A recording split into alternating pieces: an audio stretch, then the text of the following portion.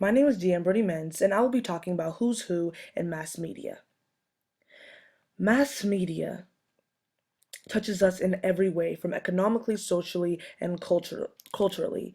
It affects the way we vote, it affects the way we speak, the way we talk, the way we work, the way we study, and the way we relax. And today I'll be talking about 10 influential people who I picked out of any order who influence our media today.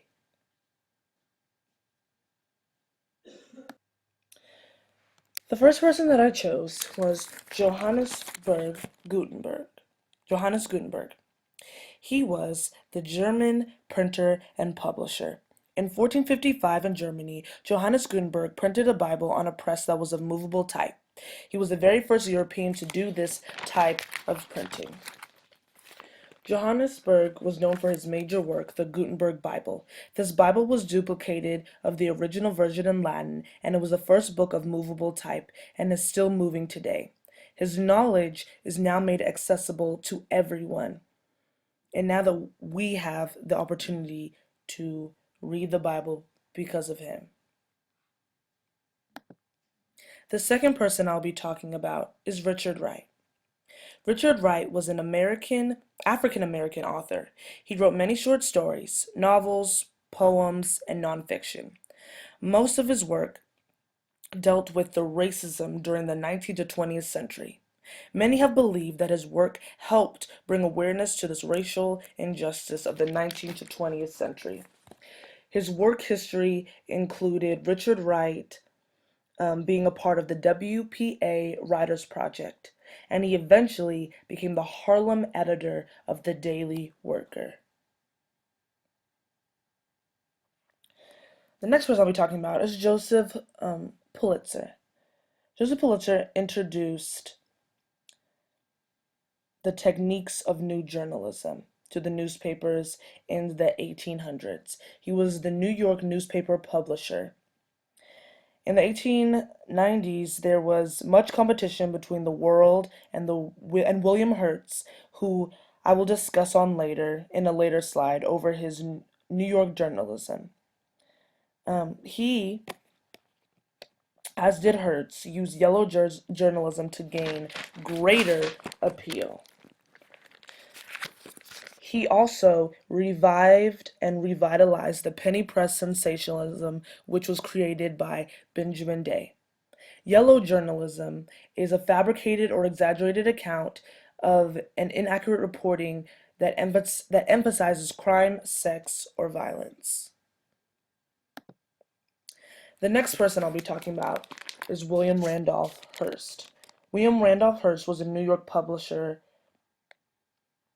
who, as well as Joseph Pulitzer, revived and revitalized the penny press sensationalism that had begun in 1833 with Benjamin Day. He, William Hearst, had his own newspaper company, which was named the New York Journal. In creating his own New York Journal, he also brought about yellow journalism. He would fabricate stories, just as Joseph did, and it created an uproar. This became a journal war.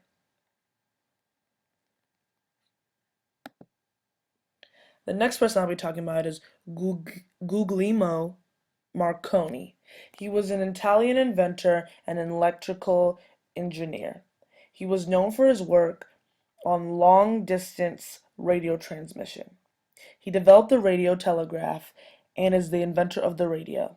In 1899, he first used his wireless radio to report the America's Cup race. The invention paved the way for the broadcasting industry because there was a wide medium to which people could access the media. They no longer were dependent on sound coming from the wires.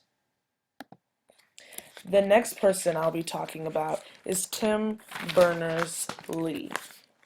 He invented what we know and love as the World Wide Web, or the Internet. In 1990, he wrote the first web client and server. He specialized in URLs, HTTP, and HTML, which were refined as the web technology advanced. He created a universal language where people could share and access information online. In developing the first browser, it allowed people to see information online as well. The next person I'll be talking about is Benjamin Franklin. He was the lead author and printer. In 1729, he established the first newspaper chain.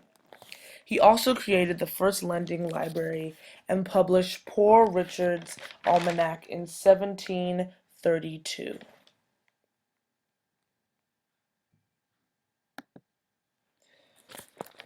The next person I'll be talking about is Louis Antoine Godey. He was an American author and publisher.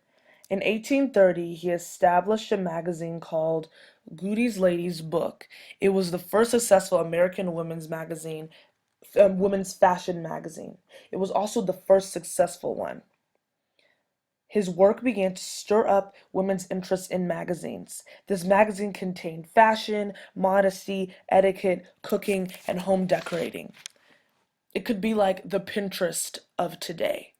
And because he had such great influence, we as women are able to have our own outlets to becoming creative.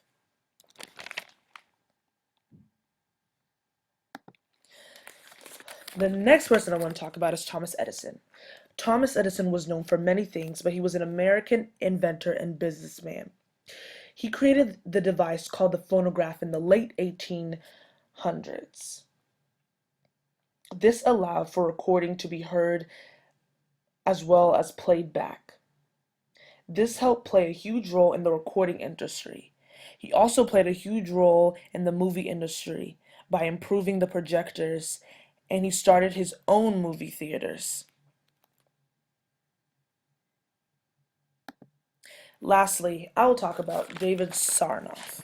David Sarnoff was an American businessman and pioneer in radio and television.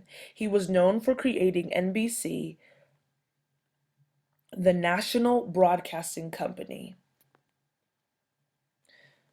This company transmitted radio waves, and when television had become prominent, Sarnoff established one of the TV's networks called NBC. This brought TV and radio together, which in turn allowed broadcasting to be played through two mediums. And thank you for your time, and this is my presentation of Who's Who in Mass Media.